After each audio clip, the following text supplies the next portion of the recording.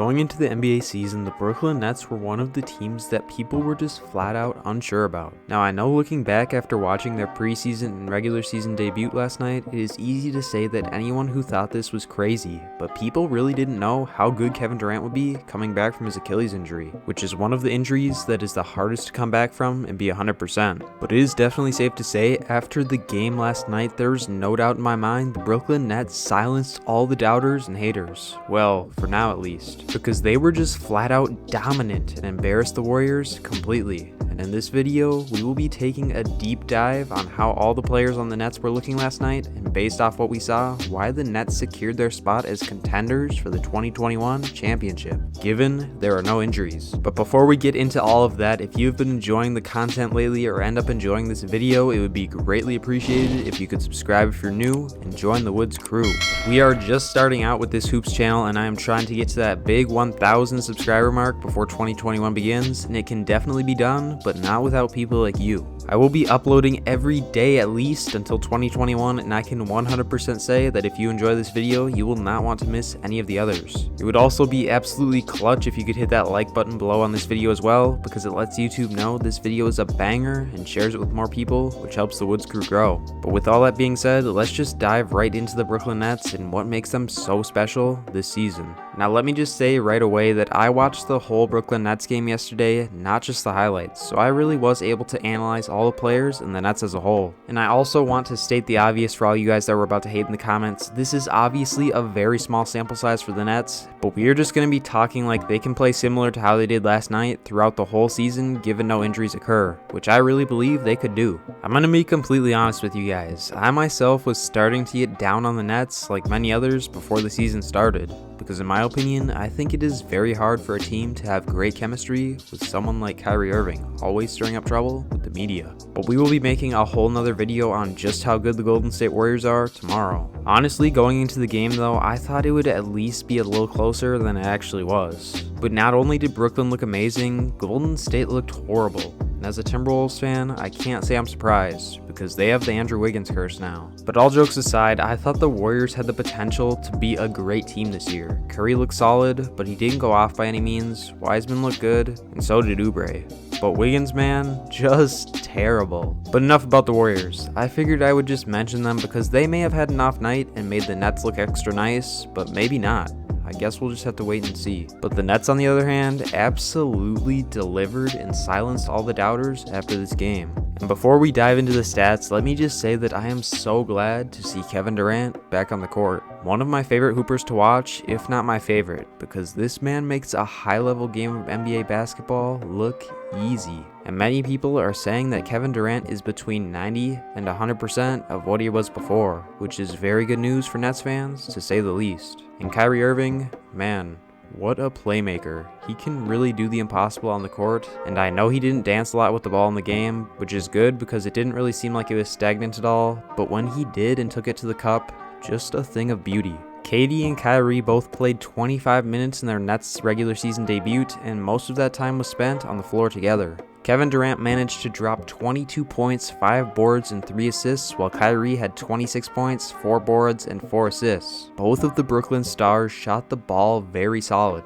Kyrie went 10 for 16, and Kevin Durant went 7 for 16. But we all knew these were the types of numbers that Kevin Durant and Kyrie Irving would put up night in and night out. So let's just get right into what we saw in last night's game. That is a good sign that the Nets will be a very solid team, even if one of their stars gets injured, and the fact that they could take it all this year. Let me just say right off the bat that I am very glad the Nets did not make a trade for James Harden, because honestly, as an NBA fan, I believe that the depth that they have right now is much more valuable than what James Harden would bring to the Nets, especially being that they already have a ball-dominant guard in Kyrie Irving. But the fact is, the Nets' bench rotation is just about as good as other teams' starting rotations. And they have young players who are now buying into their roles, which will allow the Nets to dominate and win at the highest level. In particular, I'm talking about Caris Levert and Jarrett Allen. It's no secret that both of these players could start for any other team in the NBA, but the Nets have convinced them as of right now to buy into their role and help the team win. And honestly, for Levert and Allen at least, I believe that this role that they are in is even better than starting, because it gives them a lot more freedom.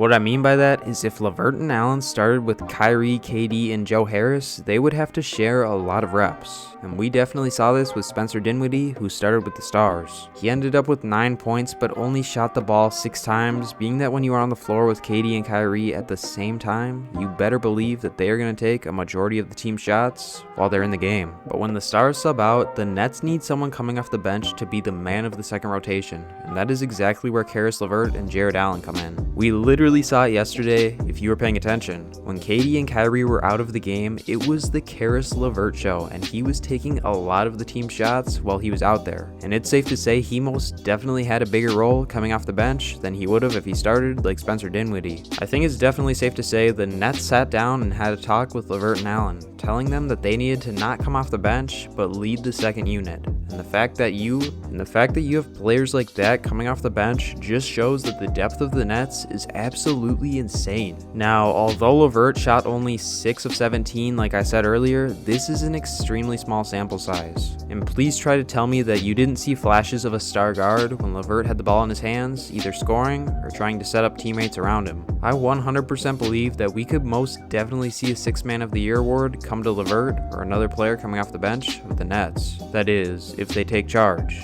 Because in my eyes, as of right now, it's straight up unfair to have players that good coming off the bench.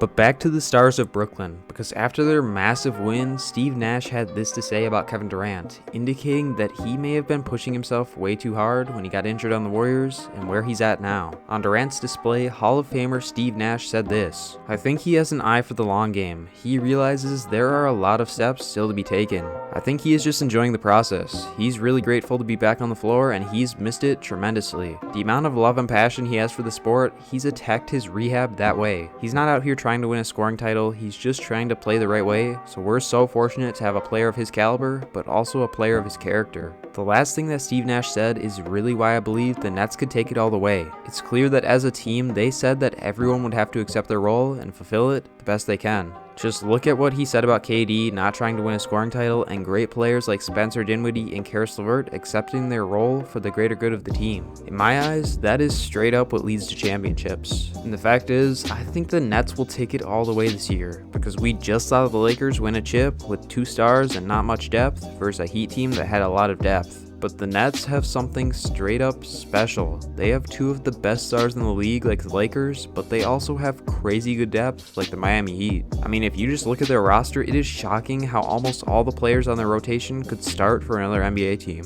Which is why even if Kyrie or KD got injured, they will have someone who can step up and still make the Nets a contender. That's just where I'm at with the Nets after watching that game, and like I said, this is such a small sample size, so just take this with a grain of salt. But I believe the Nets proved themselves and silenced everyone after this game, because they were one of the biggest wildcard teams going into the season, because they didn't really know how KD and Kyrie would perform together. But I want to hear from you guys down below. What do you think the Nets regular season record will be, and how far do you think they will go in the playoffs? In my eyes, they are a 1 to 2 seed if they stay healthy and have a chance to win it all this year. Honestly though, it was just flat out special to not only see KD and Kyrie back on the court, but Steph Curry as well. And I hope the Warriors' performance is not a sneak peek of what they will be like this year, but that is going to be for tomorrow's video. I hope you all enjoyed this video, and if you did, please let me know by leaving a like down below, because it really does help the channel grow, as well as subscribing if you're new and joining the Woods crew to try and hit that 1K sub mark soon. Next video, like I said, will be on just how good the Golden State Warriors new squad is and the sad truth of what this game showed us. But until then, you guys just stay tuned. I'll catch you on the next one.